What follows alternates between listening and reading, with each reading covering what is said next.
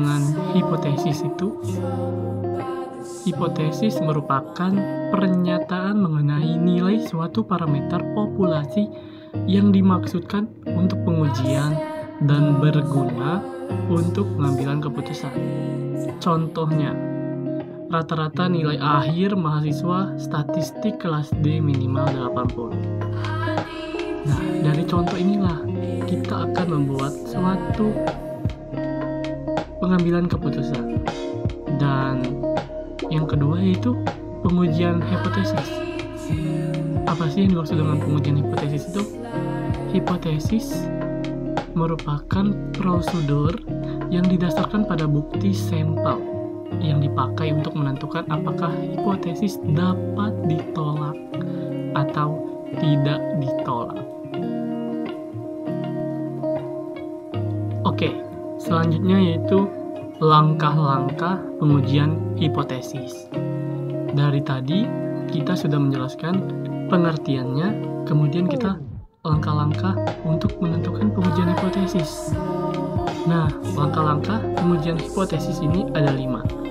Yang pertama, merumuskan hipotesis, kemudian menentukan tarif nyata yang disimbolkan dengan alfa, lalu menentukan uji statistik, dan kemudian menentukan daerah keputusan, dan yang terakhir yaitu mengambil keputusan.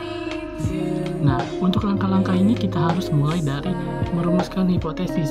Kita tidak boleh melangkah dari rumusan hipotesis, kita melangkah ke menentukan uji statistik. Itu tidak boleh. Mengapa demikian? Karena kita tidak akan tahu untuk mengambil keputusan di akhir nanti. Oke, untuk merumuskan hipotesis, yang pertama itu H0, rata-rata nilai akhir mahasiswa statistik kelas D minimal 80, dan H1, rata-rata nilai akhir mahasiswa statistik kelas D maksimal 80. Nah, dari pernyataan inilah yang kita akan buat untuk di langkah terakhir, yaitu mengambil keputusan apakah ditolak atau diterima. Jika suatu soal rata-rata nilai mahasiswa akuntansi perpajakan lebih dari 80, maka untuk merumuskan hipotesisnya yaitu rata-rata nilai H0-nya yaitu rata-rata nilai akuntansi perpajakan yaitu kurang dari. Mengapa H0-nya kurang dari? Karena di suatu pernyataan sampel yaitu lebih dari, maka H0-nya kurang dari, dan H1-nya yaitu lebih dari. Yang kemudian yaitu menentukan tarif nyata. Untuk menentukan taraf nyata yaitu nilai taraf nyata atau dilambangkan dengan alfa yaitu 5%, dan tingkat keyakinan itu 1. Jadi mengapa 5%? Karena 1 dikurang 95 jadi 5%. Untuk pengujian satu arah yaitu nilai Z-nya yaitu 1,65 dan nilai pengujian dua arah yaitu 1,96. Kemudian itu menentukan uji statistik yaitu dengan rumus Z, yaitu kita mencari X bar dikurang mu per SX. Nah, jika SX-nya kita belum diketahui, maka kita harus mencari SX terlebih dahulu sebelum kita mencari Z. Untuk rumus SX yaitu sigma per akar N. Langkah yang keempat yaitu menentukan daerah keputusan. Menentukan daerah keputusan ini kita menggambar kurva atau menggunakan kurva. Nah, untuk kurva ini, jika pengujian satu arah adalah daerah penolakan H0 hanya satu, yaitu terletak di ekor sebelah kanan atau ekor sebelah kiri saja. Berbeda dengan pengujian dua arah. Jika pengujian dua arah, yaitu daerah penolakan H0 ada dua daerah, yaitu terletak di ekor sebelah kanan dan kiri. Jadi nilai Z-nya itu ada di tengah-tengah. Dan yang terakhir, langkah yang kelima yaitu mengambil keputusan. Kita simpulkan jika langkah 1, 2, 3, dan 4 sudah kita kerjakan, maka terakhir kita mengambil keputusan. Kita lihat pada kurva, ditolak atau diterima. Kita langsung saja contoh ke uji signifikasi pengujian satu arah dan dua arah. Nah, yang pertama akan saya bahas yaitu pengujian satu arah.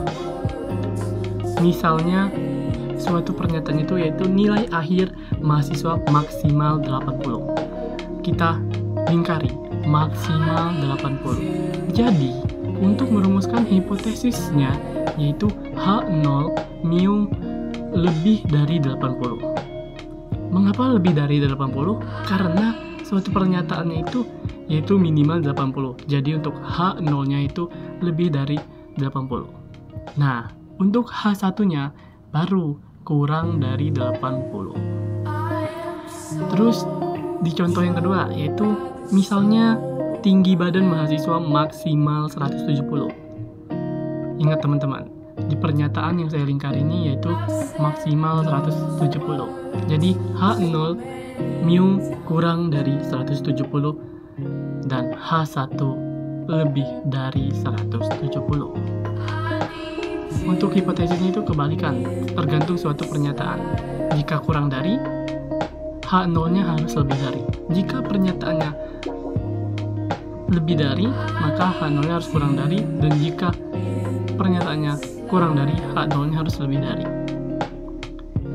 Lanjut ke contoh pengujian dua arah. Nah, untuk dua arah ini berbeda. Misalnya suatu pernyataan mahasiswa asli Kota Malang adalah 20 orang. Kuncinya adalah 20 orang. Jadi, untuk H0-nya yaitu mu sama dengan 20 dan H1 mu tidak sama dengan 20. Oke, daripada teman-teman bingung, bagaimana nih kalau kita langsung ke contoh soal? Oke, kita langsung ke contoh soal saja teman-teman.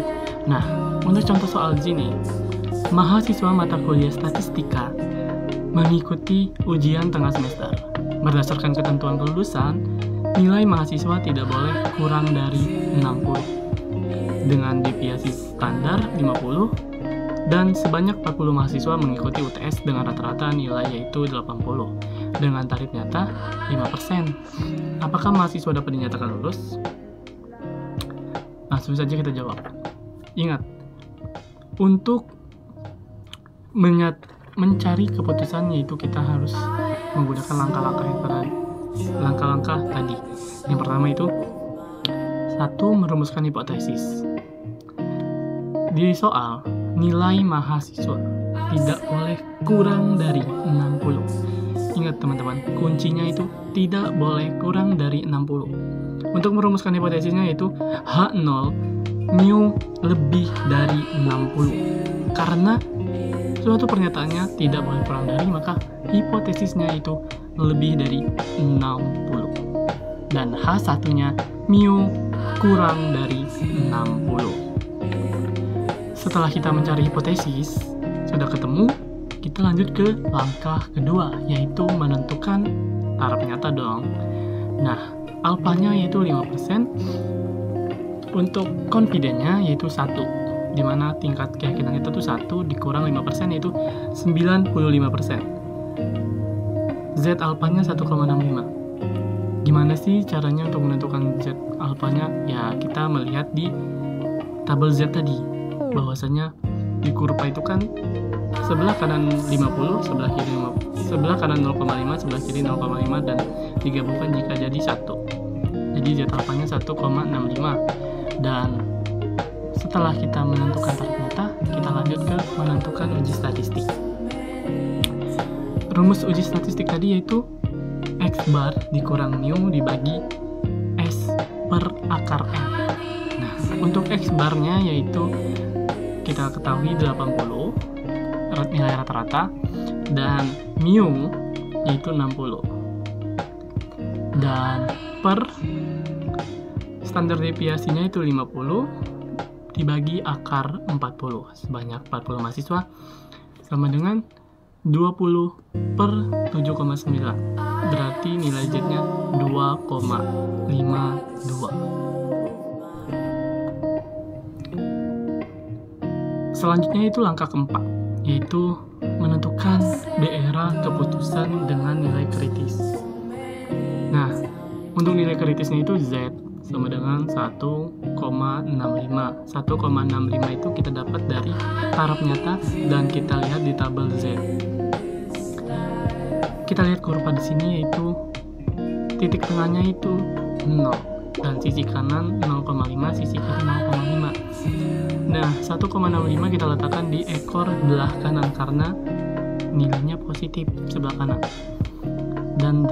Dan di tengah itu kita namakan daerah penolakan H0. Setelah kita menentukan daerah keputusan, yaitu kita mengambil keputusan, yaitu langkah terakhir. Untuk nilai uji Z sama dengan 2,52 yang kita dari hasil dari uji statistik. Nah, 2,52 ini terletak pada daerah tidak menolak. Kenapa 2,52 terletak pada daerah tidak menolak? Karena nilai Z ini positif dan lebih dari nilai hasil kritis, maka kita letakkan di ekor sebelah kanan. Hal ini menunjukkan bahwa H0 diterima dan H1 ditolak. Dengan demikian, rata-rata nilai mahasiswa lebih besar dari 60 sehingga 40 mahasiswa memenuhi ketentuan